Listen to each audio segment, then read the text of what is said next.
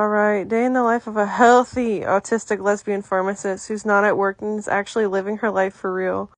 So today I decided to go to Butler because I like to sunbathe and read my books on campus. I always like to longboard on campus because it's really pretty. There's a Starbucks too that I always go to, and I like to look at the books while I wait for my drink. So Poverty by America is a book I'm about to start to read. I finished Page Boy by Elliot Page, and then I'm Glad My Mom Died was also a good read. So I got a little Impossible Sausage Sammy, and then I also got a grande caramel macchiato with soy milk, and then a grande iced acai thing. So the book I'm almost done with is The Body Keeps the Score. I feel like I've been reading this forever, because I'm like in the middle of 8 books, but here's a couple pages that stood out to me. I'm in the second to last chapter. You guys can screenshot it if you want to read it. But I got a lot of sun today. I feel like the sun is very good for me. It wasn't as hot as it usually is. I like to listen to music too on campus. So these are a couple of my playlists that I have. So go ahead and follow them. Those are my favorites. But I like to board down this ginormous hill. I am 1 pine cone away from just eating shit. It doesn't look like I'm going very fast, but trust me, I'm going like incredibly fast. I used to bomb this hill a lot when I was a student. So I came home to pick up my girlfriend so we could go to this little market together. It's called Black Circle Market. We had to let the doggy out, and then she refused to come in, so we had to pick her up like a little goat and bring her inside. I've never been here before. I like the grilled dinner platters. I've been trying to have less grilled dinners and like more grilled meals with grilled vegetables. So we stopped at Aldi to get a few things, only the essentials. Mara wanted to stop by Retro Metro, so that's what we did, so she could look at the things.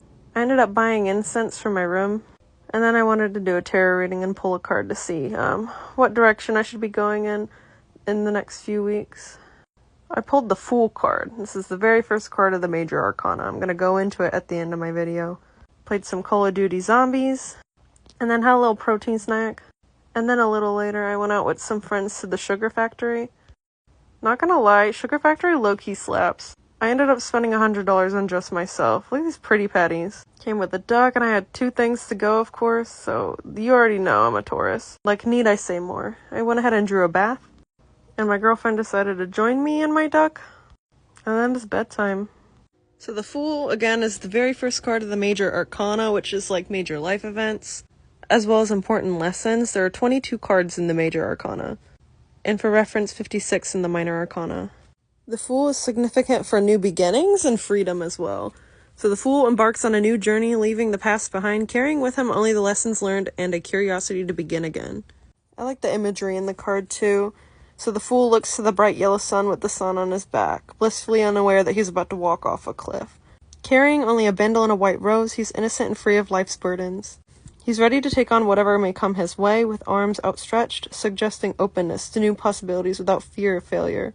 So I don't think he's gonna fall off the cliff. I think he's just vibing, embarking on this new journey.